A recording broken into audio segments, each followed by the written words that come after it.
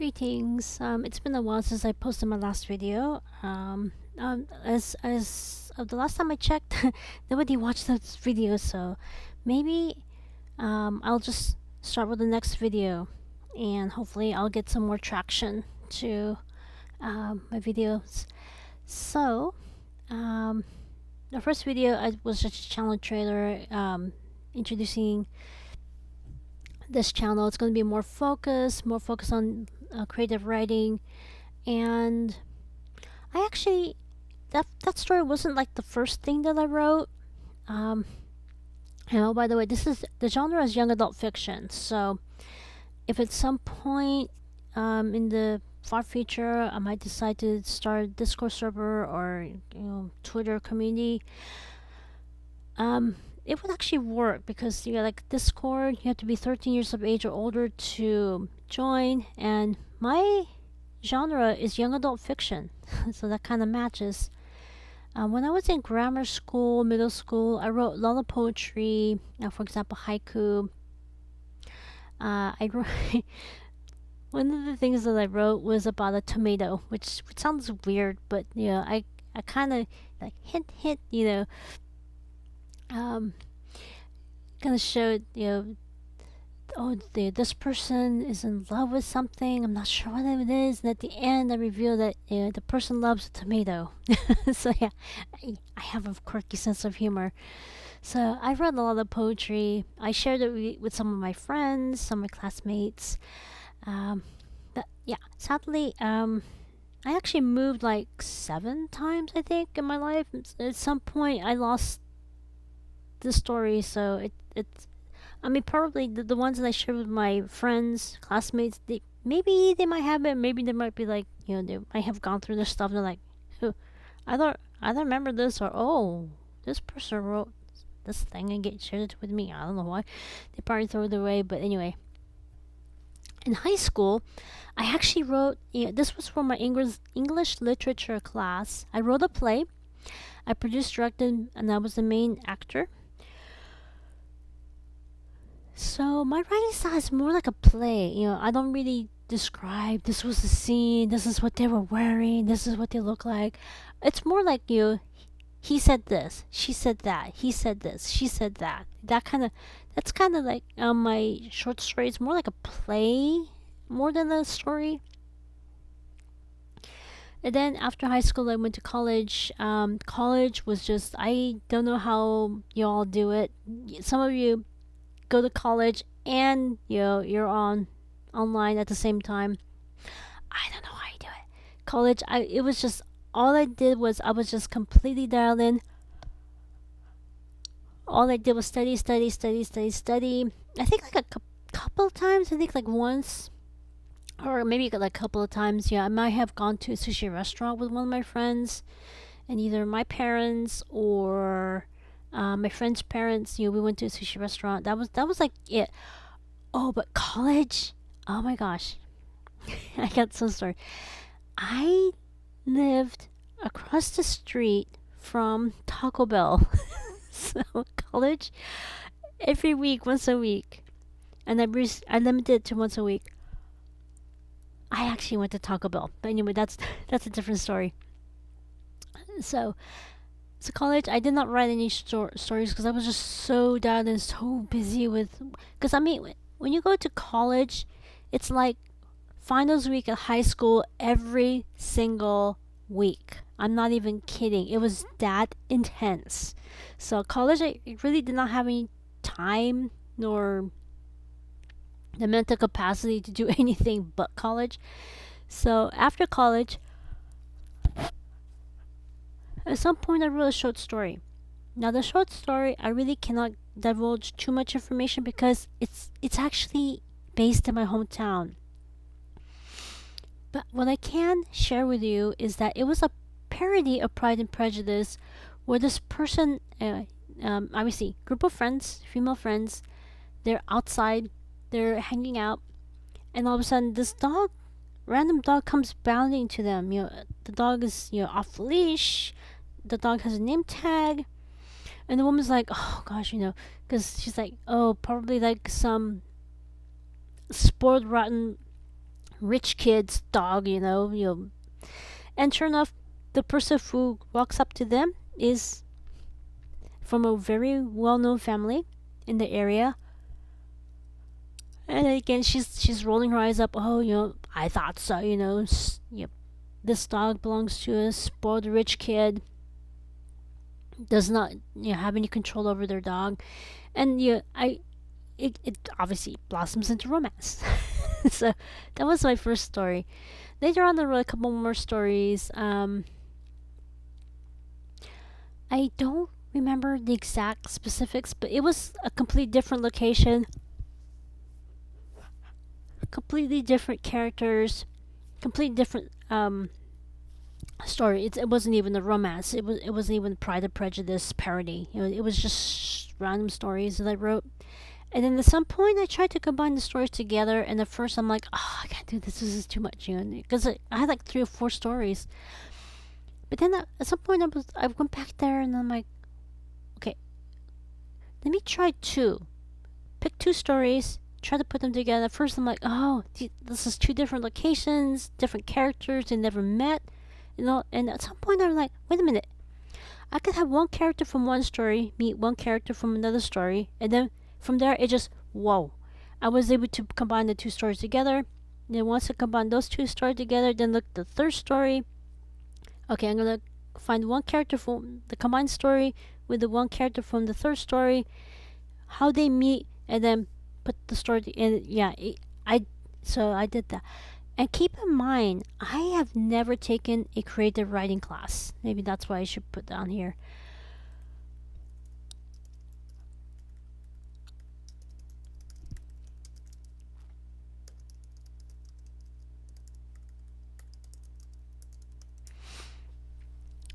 The reason for this, in my college, we did have a creative writing class. However, I heard from my classmates, hey, this teacher is tough. She fails half of her students.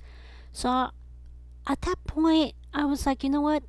I am here in college to pass classes. I'm not here to waste my time, waste my parents' money, taking a class that, half of the students are going to fail, and chances are I'm going to fail too.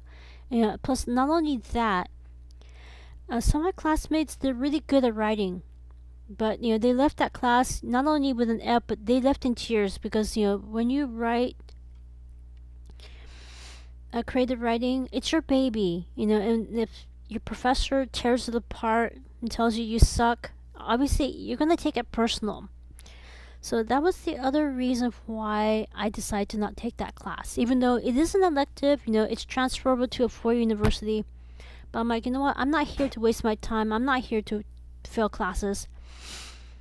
Now, at the point where I am right now, I do know, there are a lot of people in my community. They have a career, and some of them are retired, and they're like, you know what? Yeah. Or they quit their job, and they're like, you know what? I need a new career. Some people in my community do return to college, and maybe at some point I might. It also depends on who the teacher is, because it's been a while since I've been to college. I think the last time I went to college was like 2010-ish, I think. No, not 2010, 2007, 2008, somewhere around there. So it's been a while since I've been to college. So yeah. Yes, I'm that old. At some point, I might consider going back to college, taking that creative writing class again, if it's a different instructor, and if the different instructor, they will. I mean, obviously, I'm not looking for an easy A, because that's not challenging. I want, but if it's the same instructor, I'm not going to take their class, because I'm like, you know what? I'm not here to get beaten up, And I have relatively tough, thick skin, because if some of you are a child of immigrants, you know exactly what I'm talking about. You have you're held to a way higher standard when you're a child of immigrants versus if your parents, grandparents, great grandparents, great grandparents are from here, from this country. But when you're immigrants, you are held to a way higher standard.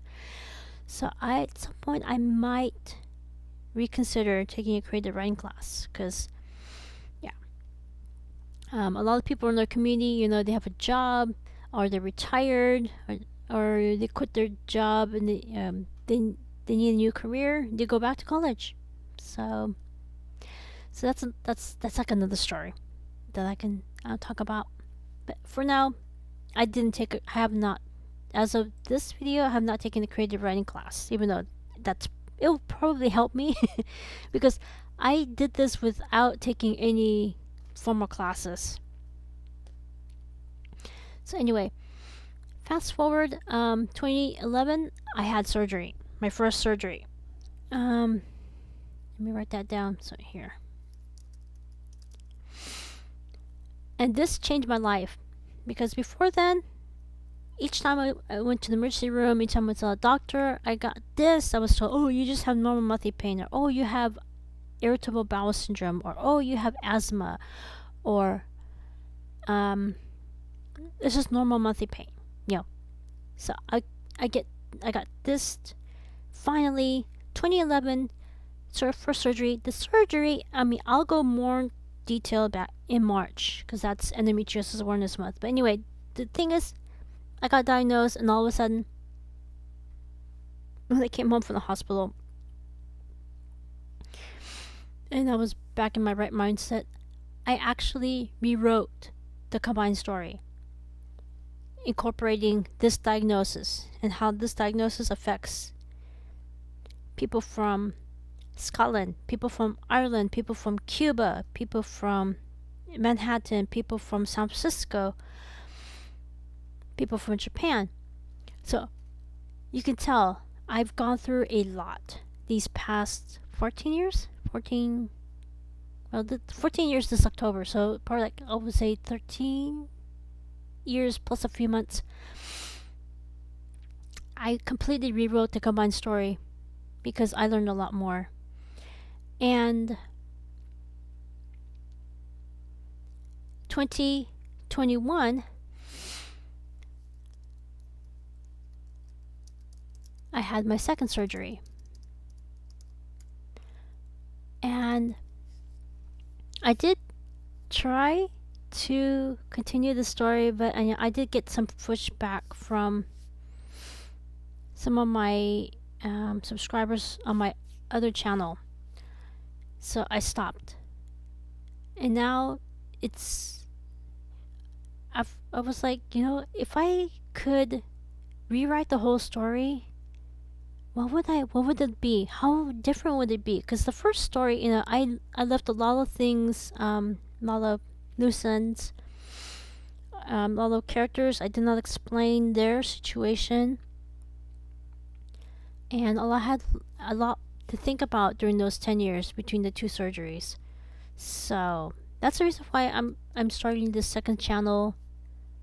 What would I do differently with the story, given what I know now? Anyway, next video, I'll talk about character development. Because I know some of you are like, wait a minute, you wrote a story about Scotland and Ireland and Cuba and Manhattan and San Francisco and Japan. I want to know how did you learn about all this? So yeah, next video I'll talk about character development. So next one's gonna be a lot longer because I have to go through like a timeline, because this is more like not just a young adult fiction, more like a historical thing, because I actually went to Wikipedia, researched Scotland, what are the key things that happened in that country, same with Ireland, same with Cuba, same with Japan, Manhattan, San Francisco, Japan. So, and how I put that timeline together, and the characters, when were they born, when at the time when the original story started, why did I pick that year, that specific year? So next episode I'll talk about character development. So again, constructive criticism